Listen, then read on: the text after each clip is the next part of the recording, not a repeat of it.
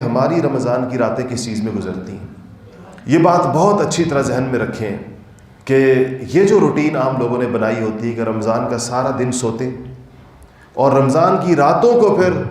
بازاروں میں جا رہے ہیں، گھوم رہے ہیں، پھر رہے ہیں، الیاذ باللہ کچھ لوگ فلمیں دیکھ رہے ہیں اور مختلف طریقوں کے ساتھ رات گپوں میں گزار رہے ہیں۔ اچھا، یہ ٹورنامنٹس ہو رہے ہیں راتوں کو، نوجوانوں نے ایک عجیب یہ ترتیب نکالی ہے رمضان کی راتوں کی کہ رات کو جو ہے فلڈ لائٹ ٹورنامنٹس ہو رہے ہیں اور کیا کیا کچھ ہو رہا ہے۔ یہ آپ ان احادیث کو دیکھیں،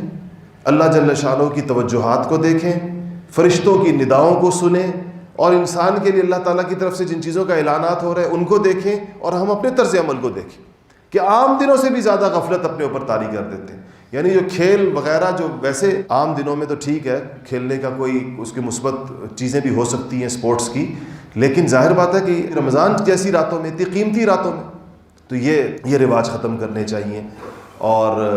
اس سے وقت بھی ضائع ہوتا ہے اور ناقدری بھی ہوتی ہے، اور اسی کا نتیجہ ہے کہ زندگی کے اتنے رمضان گزار دیے، ہمیں کوئی فائدہ نہیں ہوا اس کا۔ کوئی سوچے ذرا،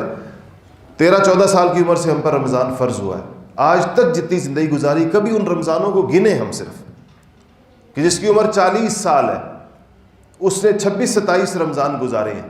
جس کی عمر 50 سال ہے اس نے 36-37 رمضان ایسے گزارے ہیں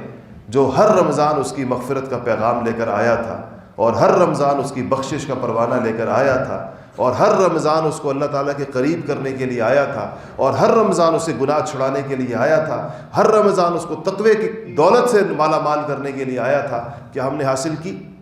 یہ ہم سے ویسے گزر گئی۔ اسی طرح اگر اسی غفلت کے اندر کیا پتہ کسی کو کہ اس کی زندگی کا آخری رمضان اور یہ آخری موقع ہو جو اس کو دیا جا رہا ہے،